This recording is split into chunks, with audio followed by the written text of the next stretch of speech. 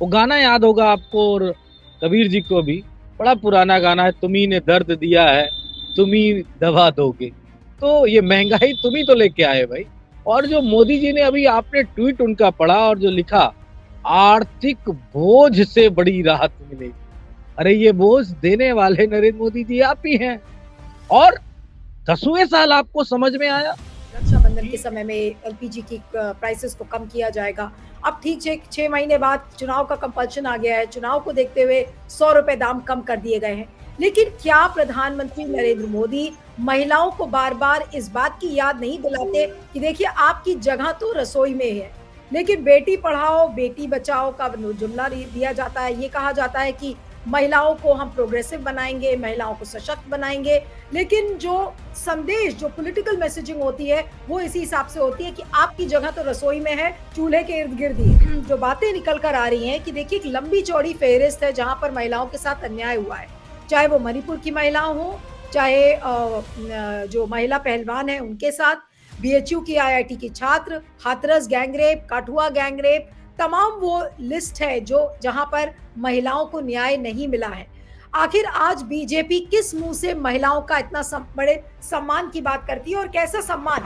100 रुपए का एक डिस्काउंट देना एलपीजी गैस सिलेंडर में, उसमें कटौती कम कम करना 100 रुपए की, उसको महिला सम्मान से और नारी शक्ति से जोड़ा जा रहा है। और पब्लिक सेक्टर से आया हुआ पैसा पूरे देश में जो संचित होता था उसको लोन के रूप में पूंजीपतियों को दे दिया गया है और उनके एनपीए को माफ किया गया है।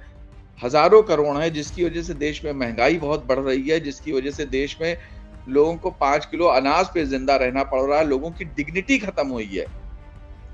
ऐसे में और अभी हाल ही में आपने देखा होगा इस देश में एक शादी हुई है, मोदी जी के अभिन्न मित्रों में से एक हैं मोदी जी, उनकी ही साहस है। इस देश के अंदर अब तक के इतिहास में किसी व्यक्ति के अंदर यह साहस नहीं हुआ, किसी पूंजीपति चोर रास्तों से घुसते थे पर किसी पूंजीपति की इतनी हैसियत नहीं थी कि इस लोकतंत्र के प्रधानमंत्री की पीठ पर हाथ रखे।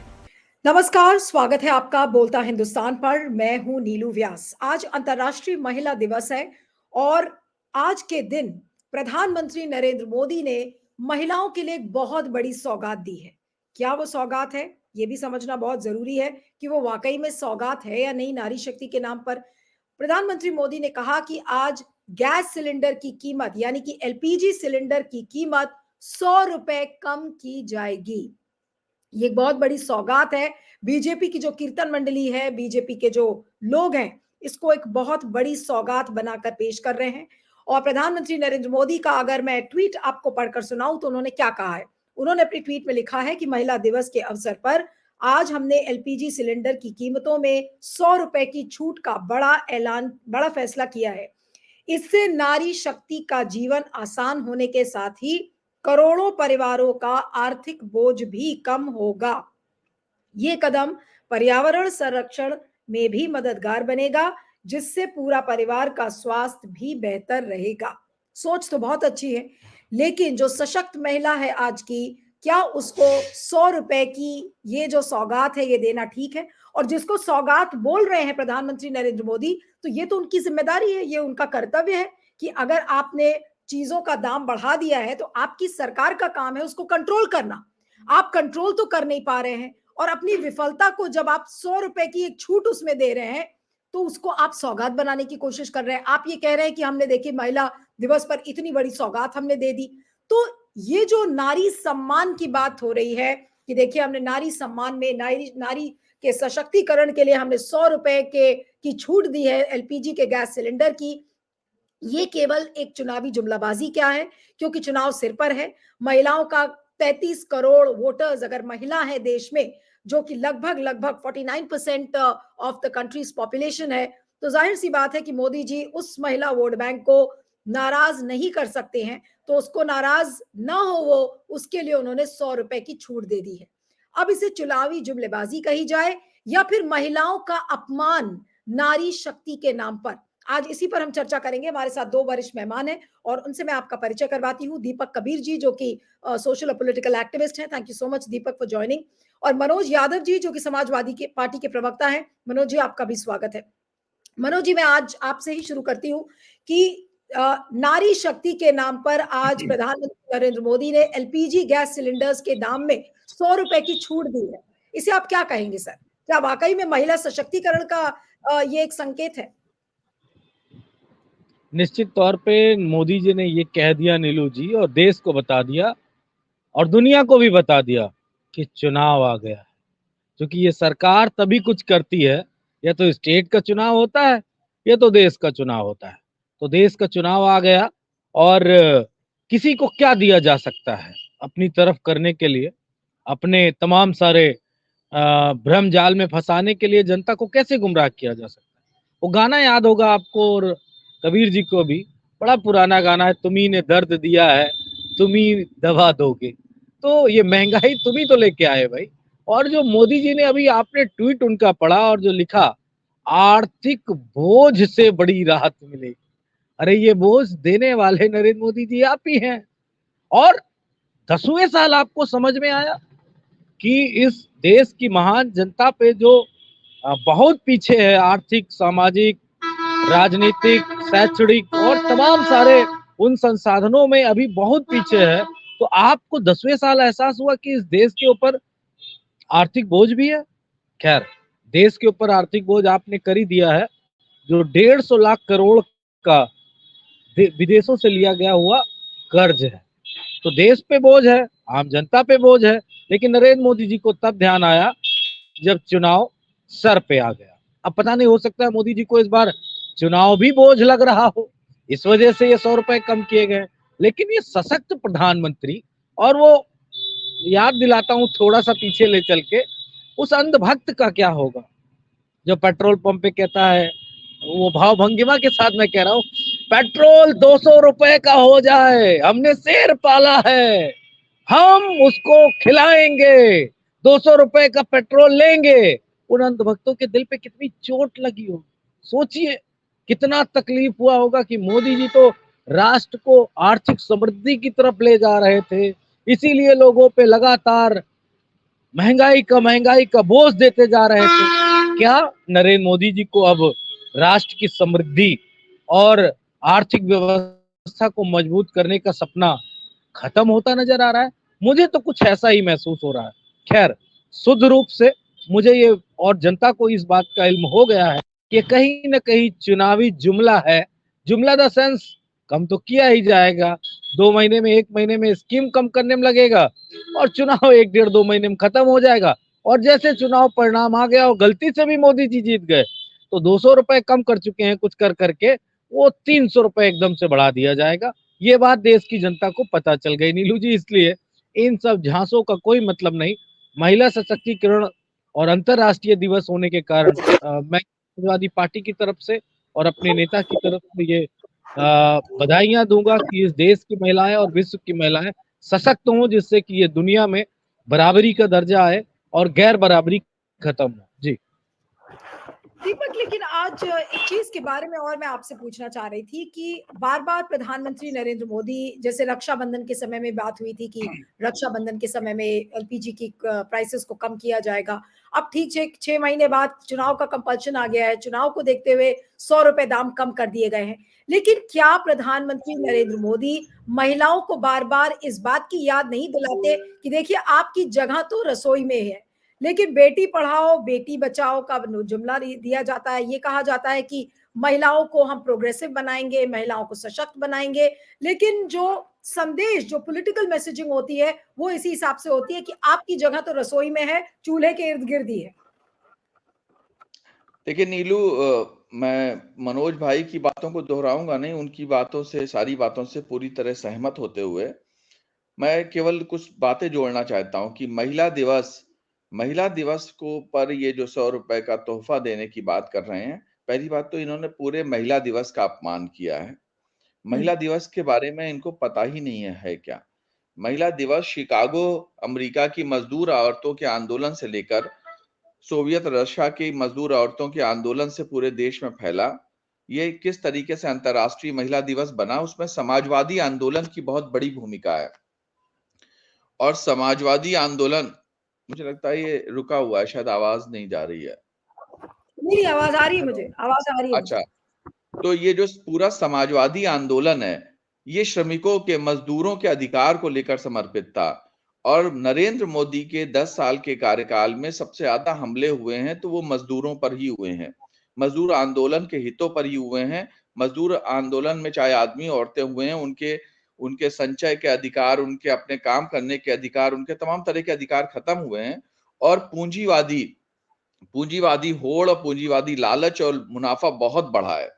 तो इसमें महिला दिवस को ना शामिल करें, ये रोजा लग्जमबर्ग हो, क्लारा जेटकिन हो और भारत के तमाम महिला आंदोलनकारियों के लिए अपमान की बात है कि आप महिला आंदोलन, जो श्रमिकों का आंदोलन है, उसको अपनी विरोधी नीतियों के तहत आपको करना हो तो समाजवादी नीतियां लागू कर दीजिए। भारत एक समाजवादी देश है। आप तो समाजवादी और सेकुलर सब हटाने पे तुले हुए हैं। तो ये तो बहुत अजीब अश्लील बात है। दूसरी चीज जो आपने भी मेरी तरफ से उठाई दी है कि महिलाओं को किचन के कामों में उससे 100 रुपए कम कर देना, सिलेंडर का कम कर देना। त्योहारों पे ऐसा लगता है कि महिलाओं की भूमिका सिर्फ किचन तक है, सिलेंडर महिलाओं की जिम्मेदारी है। और किचन परिवार को खुश रखना और सारे परिवार को खिलाना पिलाना और रसोई को अच्छी तरह चलाना, ये अपने आप में एक सामंती पितृसत्तात्मक सोच है। अगर आप बराबरी के अधिकार की तरह समझते हैं तो किचन 100 रुपए की छूट वैसे भी हक है। वो महिला दिवस की जरूरत नहीं है उसको, उसको हर कभी भी दिया जा सकता है। उसको पुरुष और महिला में डिवाइड करना आपके भीतर की एक पुरुष सामंती मानसिकता को दिखा रहा है, जो अपने आप में एक महिला विरोधी चरित्र दिखाता है। तीसरी चीज, ये 100 रुपए जो मनोज भाई, मैंने कहा कि मैं पूरी तरीके से सहमत हूं। जिस तरीके से महंगाई बढ़ी है और जिस तरीके से पब्लिक सेक्टर को बर्बाद किया गया है और पब्लिक सेक्टर से आया हुआ पैसा पूरे देश में जो संचित होता था उसको लोन के रूप में पूंजीपतियों को दे दिया गया है और उनके एनपीए को माफ किया गया है। हजारों करोड़ है, जिसकी वजह से देश में महंगाई बहुत बढ़ रही है, जिसकी वजह से देश में लोगों को 5 किलो अनाज पे जिंदा रहना पड़ रहा है, लोगों की डिग्निटी खत्म हुई है। ऐसे में और अभी हाल ही में आपने देखा होगा इस देश में एक शादी हुई है, मोदी जी के अभिन्न मित्रों में से एक हैं मोदी जी, उनकी ही साहस है। इस देश के अंदर अब तक के इतिहास में किसी व्यक्ति के अंदर यह साहस नहीं हुआ, किसी पूंजीपति चोर रास्तों से घुसते थे पर किसी पूंजीपति की इतनी हैसियत नहीं थी कि इस लोकतंत्र के प्रधानमंत्री की पीठ पर हाथ रखे। लेकिन जिस आदमी ने ये किया, मोदी जी के कार्यकाल में जिन पूंजीपतियों की आय बेहिसाब बढ़ गई, उनके बेटे की शादी भी नहीं, प्री वेडिंग का अश्लील पैसों का अश्लील प्रदर्शन आपने देखा। ये पैसा आता कहां से है? ये जनता का पैसा है। ये पैसा मेहनत से नहीं कमाया हुआ है, ये चोर नीतियों से और चोर नेताओं के साथ मिली भगत से कमाया हुआ पैसा है। उस अश्लील प्रदर्शन में जिसमें पत्रकार से लेकर अभिनेता से लेकर तमाम राजनेता सब शामिल थे कायदे से, तो ये उसके बाद अगर आप 100 रुपए का रिलीफ दे रहे हैं महिलाओं को, जो परेशान महिलाएं हैं, ये बहुत शर्मनाक बात लगती है। जिस देश में आपने इतनी गैर बराबरी पैदा करी है, जिस देश की पर कैपिटा इनकम बढ़ी है, लेकिन दो लोगों के बीच में जो बराबरी होनी चाहिए थी, एक आम आदमी 85% लोग इस समय बहुत पीछे चले गए हैं और मुट्ठी भर लोगों के हाथ में सारी आय आ चुकी है। तो इस गैर बराबरी के और जिन लोगों ने इस गैर बराबरी के आंकड़ों को सामने लाए, बेनकाब किया, लोगों को बताया उदाहरण से कि कोविड हो या पिछली नीतियां हो या जीएसटी हो, जिससे किस कदर गैर बराबरी बढ़ी है और पूंजीपतियों के हाथ में बेहिसाब पैसा आया है। जिन्होंने इस आंकड़ों को रखा, उनकी संस्थाओं को खत्म कर दिया गया, उनके ऊपर सीबीआई के मुकदमे चल रहे हैं, उनके ऊपर छापे पड़ रहे हैं, अंतरराष्ट्रीय स्तर पे उनको भारत में आने से रोक दिया गया है। तो ये तमाशा करके उसे कहते हैं हम लोग भदेश भाषा में कि मतलब ये जो पंजीरी बांटने का वो भ्रम पाले हैं। पहली बात तो 100 रुपए से कुछ होना नहीं है, 100 रुपए की पंजीरी भी नहीं होती है अब। और दूसरी बात ये गुमान लेना, ये बहुत, मैं पूरी लाइन तो नहीं बोलना चाहता था, लेकिन चुनाव सर पर है और चुनाव के समय में इस तरीके के तमाशे होंगे। जितने रुपए के मोदी सरकार ने प्रचार किए हैं, अपनी होर्डिंग्स और अपने कटआउट लगाए हैं, सिर्फ लखनऊ शहर में जितने कटआउट लगवाए हैं, अगर उन पैसों को इस देश की महिलाओं में बांट दिया जाए तो 100 रुपए से कई गुना ज्यादा उनके हिस्से में पहुंच जाएगा। तो जी, ये आत्म प्रचार और आत्ममुग्ध प्रधानमंत्री जो ना समाजवादी है, ना जनता का हित का है, उल्टा जो है विरोध हम्म, मतलब पूंजीवाद, जिन नीतियों के तहत ये गरीबी, ये गैर बराबरी पैदा हुई है, उसको पोषण करते हुए आप महिलाओं को रसोई में कैद करते हुए, रसोई में महदूद करते हुए अगर आप 100 रुपए की राहत पहुंचाने की बात कर रहे हैं, तो आप एक गांव से लेकर अंतर्राष्ट्रीय स्तर के पूरे महिला आंदोलन को अपमान कर रहे हैं। आप इस देश के महिलावादी आंदोलन को अपमानित कर रहे हैं पितृसत्तात्मक सोच दिखाते हुए, और इस देश के गरीब मेहनतकश और मध्यवर्गीय मेहनतकश को भी जलील कर रहे हैं, क्योंकि आपका मित्र अपने बेटे की प्री वेडिंग शादी में जो अश्लील प्रदर्शन पैसे का कर रहा है, वो पैसा इस देश के लोगों के हक का था जो वहां पहुंचा है। जी। जी। मनोज जी, लेकिन आपको लगता है कि ये 100 रुपए की छूट देने से जो 33 करोड़ महिलाएं हैं वो बीजेपी को वोट डालेंगी? क्योंकि ये बार-बार कहा जाता है कि महिला वोट बैंक बीजेपी का बहुत ही अहम वोट बैंक है। कोई भी कसर छोड़ी नहीं जाती उस महिला वोट बैंक को जीतने की। तो आपको लगता है कि 100 रुपए की छूट से ये सारी महिलाएं बीजेपी को वोट करने लगेंगी? देखिए, मैं चुनावी इस महापर्व में कूद चुका हूं और मैं एक संसदीय क्षेत्र का प्रभारी बनाया गया हूं, तो मैं तो आ गया जनता के बीच। टीवी स्क्रीन का जो मोह है उससे थोड़ा सा जुदा रहूंगा, और मैं जनता के बीच में जा रहा हूँ और जनता के बीच में पता कर रहा हूँ कि क्या मुद्दे हैं। मुद्दे पलट चुके हैं। मैं थोड़ा सा विषयांतर होके आपसे बात कर रहा हूँ। जनता कुछ और सोच रही है।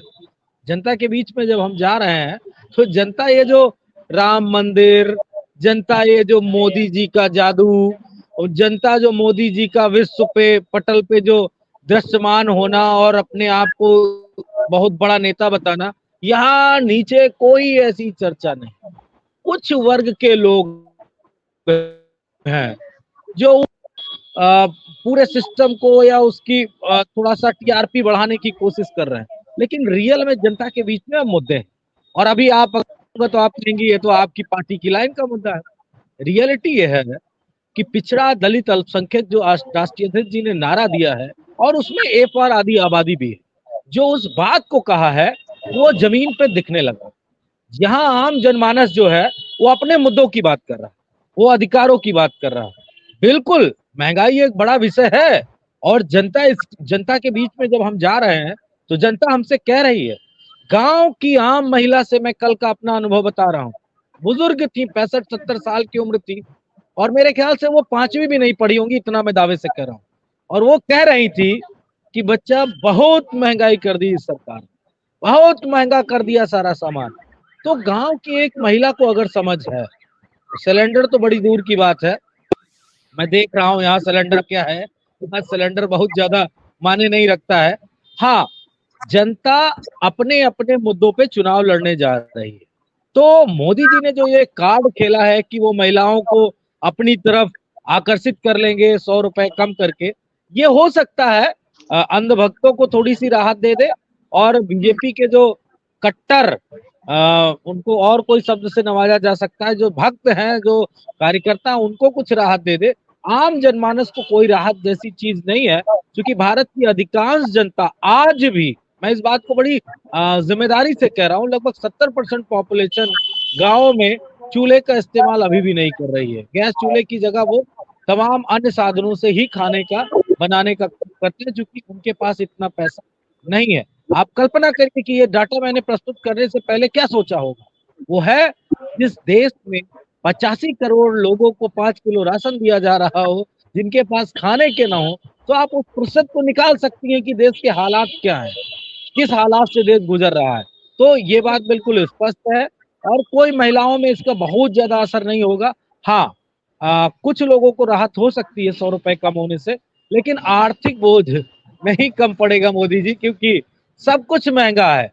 सिर्फ गैस ही नहीं महंगी है, सब कुछ महंगा है। अगर बेहतर रिस्पॉन्स लेना है आपको विपक्ष में बैठने का, तो आप सब चीजों में कमी करिए, जिससे कि जनता को राहत मिले और आप विपक्ष में बैठने लायक दल के रूप में जाने जाएं, और आप दिल्ली न छोड़े, गुजरात न जाएं। ऐसी इज्जत आपकी बनी रहेगी, अन्यथा आपका जाना तय है। जनता का मन मिजाज उत्तर प्रदेश में ही कुछ और है। तो मैं उत्तर प्रदेश जो बीजेपी अपना गढ़ समझती है, वहां जब ये हालात हैं, इन स्टेटों में क्या होगा वो आप कल्पना करके देख सकती हैं कि कितना बड़ा बदलाव होने जा रहा है। जी।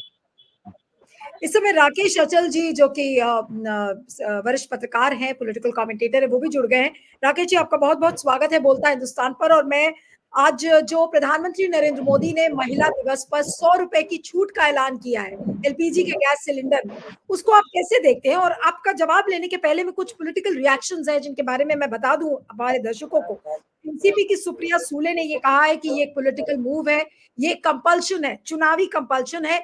यूपीए की सरकार थी तो इसी गैस सिलेंडर का दाम 430 रुपए था, तो 430 क्यों नहीं कर सकते थे? मानिकम टिगोर जो कि कांग्रेस के नेता हैं, उन्होंने कहा है कि 100 रुपए का कमी एलपीजी सिलेंडर में, और अब दिल्ली में इसका दाम 803 रुपए हो गया है। और फ्लैशबैक अगर आप करिए तो मनमोहन सिंह सरकार में सब्सिडी मिलती थी 600 रुपए और दाम 644 रुपए होता था। इस बात को मणिकम टैगोर ने लिखा है। उसी तरीके से संदीप पाठक ने लिखा है, जो आम आदमी पार्टी के नेता है, उन्होंने कहा है कि ये जो एलपीजी गैस सिलेंडर्स में कमी है, ये एक पैच वर्क है, और अगर इतना ही सम्मान महिलाओं को देना है अगर महिला दिवस पर, तो हमारे महिला पहलवानों के साथ क्यों नहीं न्याय किया है। उसी तरीके से और भी कई लोगों ने लिखा है कि भाई, और मुद्दे तो बहुत सारे हैं। और बार बार सुरेंद्र राजपूत ने ये कहा है, जो कि कांग्रेस के नेता है, उन्होंने कहा है बीजेपी तो ऐसा जता रही है जैसे कि वो एहसान कर रही है, आंखें छीन लेती है और उसके बाद चश्मा दान करती है। इस तरीके का रिएक्शन सुरेंद्र राजपूत की तरफ से आया है। आपका क्या कहना है सर? जी राकेश जी। धन्यवाद नीरू जी। मैं इस समय दरअसल ट्रेन में हूँ और जनता के बीच में हूँ, जी। तो मुझे इस पर बहुत सी रिएक्शन वैसे सुन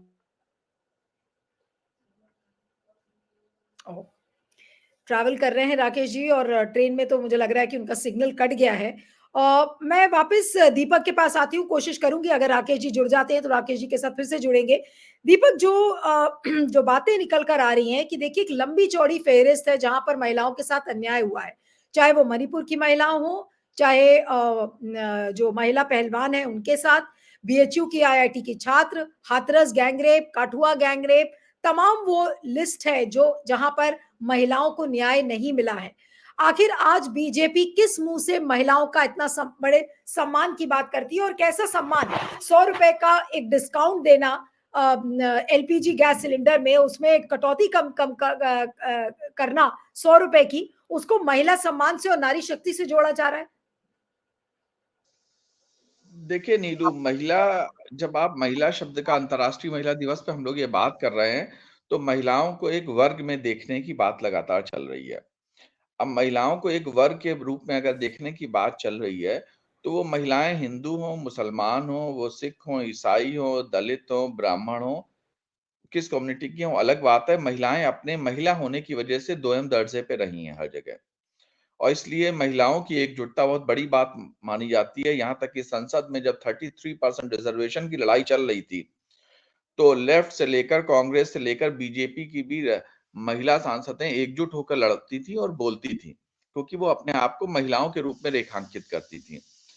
लेकिन मोदी सरकार ने लगातार जिस तरह की पॉलिसीज बनाई हैं, उसमें लोगों की वर्गीय चेतना एक शब्द इस्तेमाल किया जाता है कि लोग अपने कम्युनिटी, जैसे मजदूर जब एक होते हैं, चाहे वो हिंदू मजदूर हो या मुसलमान मजदूर हो या सिख मजदूर हो या दलित मजदूर हो या ब्राह्मण मजदूर हो, वो मजदूर होते हैं। उनकी पहचान मुख्य मजदूरों की होती है, उनकी आय कम होती है, उनके काम के घंटे ज्यादा होते हैं, उनके शोषण की बहुत संभावनाएं होती हैं, इसलिए वो एकजुट होकर लड़ाई लड़ते थे। तो जैसे मजदूर एक वर्ग है, किसान एक वर्ग है, जो किसान आंदोलन कर रहे थे उसमें ये नहीं देखा गया था कि वो पश्चिम के मुसलमान हैं या पश्चिम के जाट हैं, या ये वो किसान के रूप में हुए थे। उसी तरह महिलाओं का एक वर्ग है। लेकिन जब वर्गीय एकता एक बड़ी एकता होती है, और मोदी सरकार की जो पॉलिसी है, जो नीति है और उनका जो दर्शन है, किसी भी पार्टी का जो फिलोसफिकल बैकग्राउंड होता है, वो लोगों की वर्गीय चेतना के खिलाफ है और वो लोगों की पहचान में बांटता है उसे। सबसे बड़ी पहचान में इन्होंने धार्मिक पहचानों में बांटा है। दूसरा, इनके अंदर छुपा हुआ है, जो बांटा नहीं है, वो है जो मनोज भाई जिक्र कर रहे थे पीडीए का, कि वो अपने आप को एक सवर्ण पहचान के साथ जोड़ते हैं और दलित पहचानों या पिछड़ी पहचानों की उपेक्षा करते हैं। ऐसे में समाज में जितना भी वैमनस्य फैलाया गया है, उसने महिलाओं की एकजुटता और महिला होने की आइडेंटिटी पे भी चोट पहुंचाई और बाहरी। आपको याद होगा हमारे हाथरस में जो रेप केस हुआ, क्या वो सिर्फ महिला के साथ एक रेप था? अगर वो वही रेप अगर किसी सवर्ण महिला के साथ होता तो दूसरा रिएक्शन होता। एक दलित बच्ची के साथ जो रेप होता, या कठुआ में आसिफा के साथ जो रेप हुआ था, या बाकी जगह पे जो रेप होते हैं, उसमें आप धार्मिक एंगल देखते हैं। यही मोदी सरकार है जिसने बिल्किस बानो, क्योंकि वो मुसलमान है, तो उसके यौन अपराधियों को भी छुड़वा दिया था और उनको माला पहना रहे थे। या आपके इस पार्टी में कितने लोग हैं, वो ये देखते हैं कि जब आप महिला का अपमान कर रहे हैं तो देखते हैं कि वो किस धर्म की, किस जात की महिला है, उसका अपमान कर रहे हैं। तो महिलाओं को डिवाइड कर देना, महिलाओं को महिला होने की बजाय हिंदू, मुसलमान, दलित, ब्राह्मण जैसी पहचानों से लैस करके और एक दूसरी आइडेंटिटी समझ के हमला करने वाली मानसिकता महिला सम्मान की मानसिकता नहीं हो सकती। और ये इस देश के अंदर आपने देखा होगा, वो सिख लड़की जिसके पिता आर्मी में रहे, गुरमेहर कौर को किस तरह से सोशल मीडिया से आउट किया गया। ये तमाम महिला नेता जिस तरीके से टारगेट करी जाती हैं, वो टारगेट इसलिए नहीं करी जाती है कि वो सिर्फ महिला हैं, वो महिला हैं, लेकिन साथ में अगर वो भारतीय जनता पार्टी या मोदी के जरा सी आलोचना करती हैं तो उनके साथ जो व्यवहार किया जाता है, इसका मतलब है इस सरकार को महिलाओं की डिग्निटी की, महिलाओं के डेमोक्रेटिक स्पेस की, महिलाओं की आवाज की जरा सी परवाह नहीं है। और ये पिछले 10 सालों में बहुत बड़ा है। हमारा समाज पितृसत्तात्मक तो था ही, लेकिन अभी के दौर में कितनी मेरी जानने वाली परिचित महिलाओं ने सोशल मीडिया इसलिए छोड़ दिया है क्योंकि राइट विंग ट्रोल आर्मी ने उन पर भयानक और बेहुदे अटैक करे हैं। कोई पत्रकार इससे नहीं बची है, कोई खिलाड़ी इससे नहीं बची है, कोई सामाजिक आंदोलन में आवाज उठाने वाला इससे नहीं बचा है। तो और रिपोर्ट्स आती हैं कि वो सब कहां से चलाई जाती हैं। 2 सेकंड के लिए रोक देती हूँ क्योंकि राकेश जी जुड़ गए, इनका हाँ, सिग्नल पता नहीं कब कट जाए, ट्रैवल कर रहे हैं, तो इस वजह से राकेश जी के पास जाते हैं। जी राकेश जी बोलिए सर, बोलिए। 100 रुपए की आज सिलेंडर के दामों में कटौती की है मोदी जी ने नारी शक्ति के नाम पर। जी बोलिए। देखिए, नारी शक्ति के नाम पर नीलू जी पहले वंदना हो चुकी है, नारी शक्ति वंदन हो चुकी है, और टिकट वितरण में अभी जो उनकी भारतीय जनता पार्टी की पहली सूची आई है उससे नारी शक्ति की ये कितनी को सशक्त करना चाहते हैं जाहिर हो गया है। बुंदेलखंड में एक कहावत है कि किसी मुर्दे की आप अगर मूंछ या सिर के बाल उखाड़ लें तो उसका वजन कम नहीं होता है। ठीक यही स्थिति ये है कि चुनाव से एक हफ्ता पहले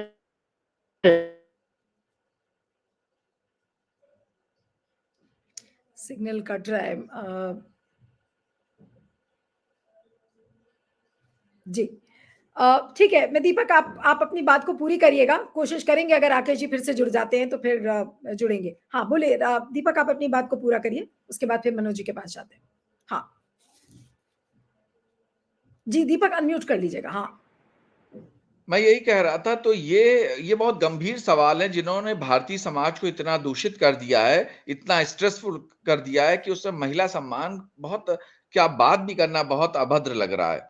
इसलिए महिलाओं की कोई बात नहीं है, इस बहुत सिंपल बात है। इवन भारतीय जनता पार्टी के लोग भी समझते हैं और सभी लोग, जनता समझ रही है कि आप किसी भी चीज को जो 500-600 रुपए की थी, पहले ही 500 रुपए की थी तब भी प्रदर्शन बार होते थे। कनेक्शन गड़बड़ हो रहा है नीलू जी, सॉरी। बोलिए। हाँ बोलिए sir, sorry Deepak, I am going to Rakesh ji. हाँ बोलिए सर, बोलिए।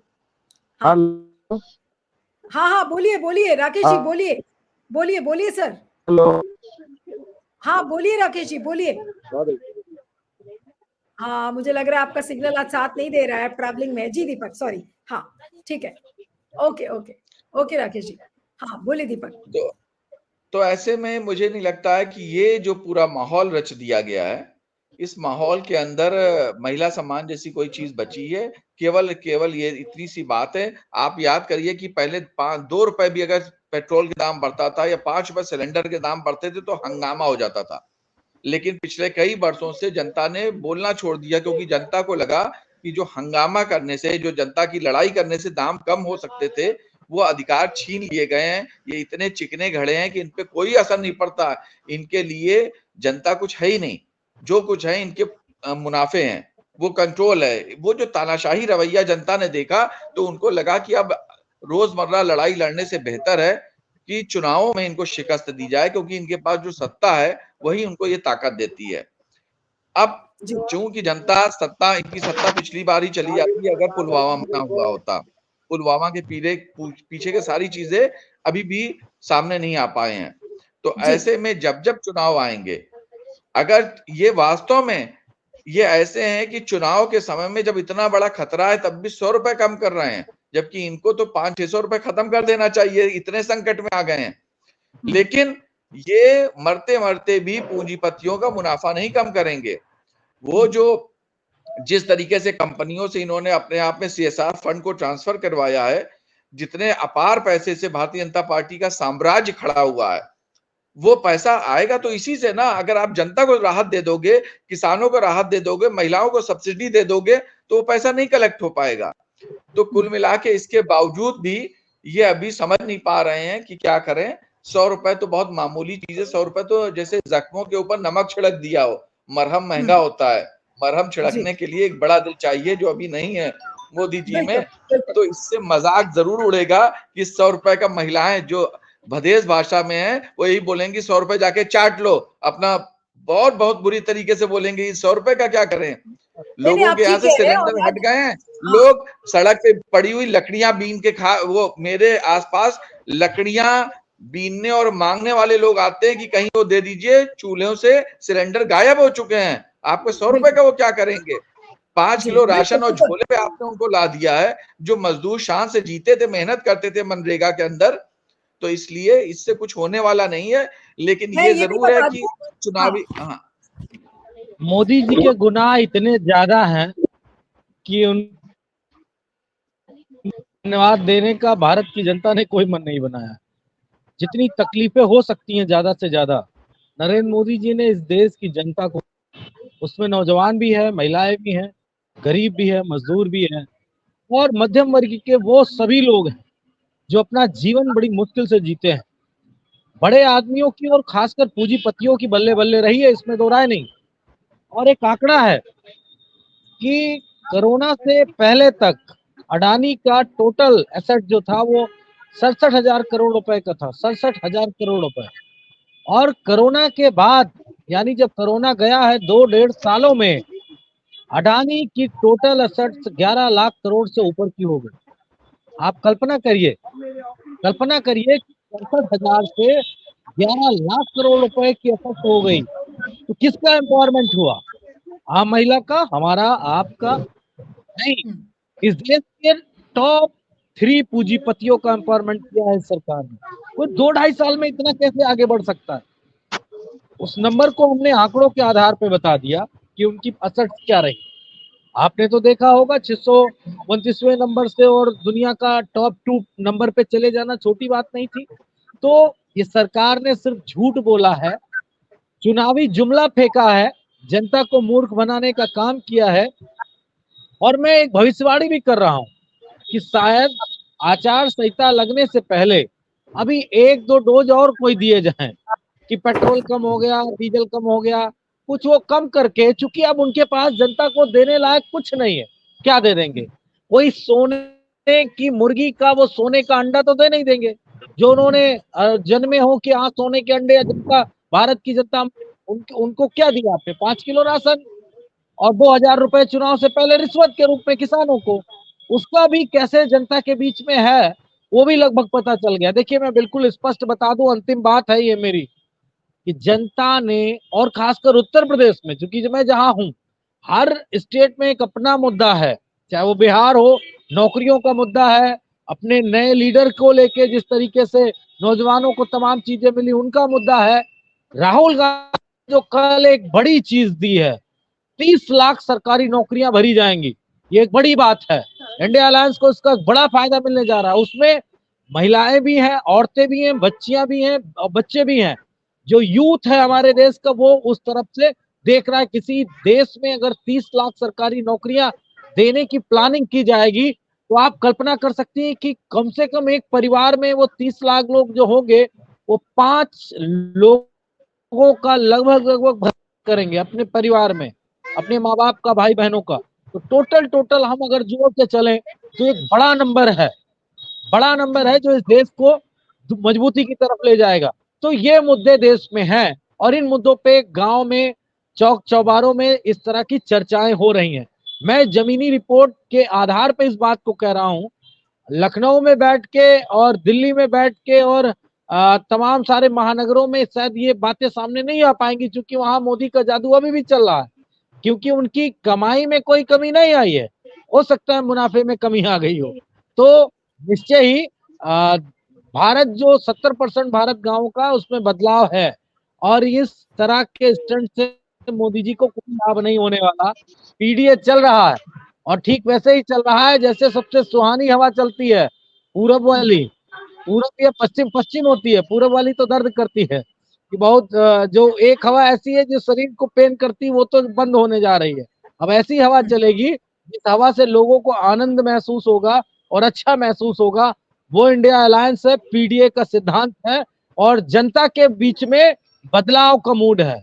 अब ये मत सोचिएगा नरेंद्र मोदी कोई बात है। मोदी जी ने उस दिन ही कहा है एक बड़ी बात, अब की बार भाजपा सरकार, वो खुद कहना भूल गए कि अब की बार फिर से मोदी सरकार। वो अलग बात दीवालों पे लिखा जा रहा है। तो नरेंद्र मोदी जी को पता है कि मोदी का जादू खत्म हो चुका है, अब भाजपा के नाम पे चुनाव लड़ेंगे, और शायद उसका उनको लाभ भी बहुत मिलने वाला नहीं। 150 से 170 सीटों के लिए बीजेपी को अभी से अग्रिम बधाई। मनोज यादव, समाजवादी पार्टी, हमारा नेतृत्व, इंडिया अलायंस की तरफ से ढेर ढेर शुभकामनाएं। 150 से 170 सीटें लेके विपक्ष में मजबूती से सवाल उठाइएगा। इंडिया अलायंस मजबूती से काम करने जा रहा है इस देश के नौजवानों के लिए, महिलाओं के लिए, बेरोजगारों के लिए, और जो समस्याएं उन समस्याओं का अंत करने के लिए। जी नीलू जी, धन्यवाद। मैं कोशिश कर रही हूँ चलते चलते देखें राकेश जी अगर आ गए हो वापस। राकेश जी, अगर आपको आवाज आ रही है तो जल्दी से एक प्रतिक्रिया दे दीजिए, वरना आपका सिग्नल फिर कट जाएगा। बोलिए सर, बोलिए, फिर मैं प्रोग्राम को खत्म करती हूँ। देखिए राहुल गांधी ने जो 5 नए मुद्दे रखे हैं, इससे भारतीय जनता पार्टी की जो सत्तारूढ़ सरकार है उसकी चूल्हे हिल गई हैं। क्योंकि अभी तक भारतीय जनता पार्टी धर्म के नाम पर, सांप्रदायिकता के नाम पर और ऐसे ही दूसरे गैर जरूरी मुद्दों के नाम पर अपनी बात करती रही है। लेकिन अब आप देखेंगे कि आखिरी एंड मौके पर उन्हें 100 रुपए सिलेंडर के घटाने पड़ रहे हैं।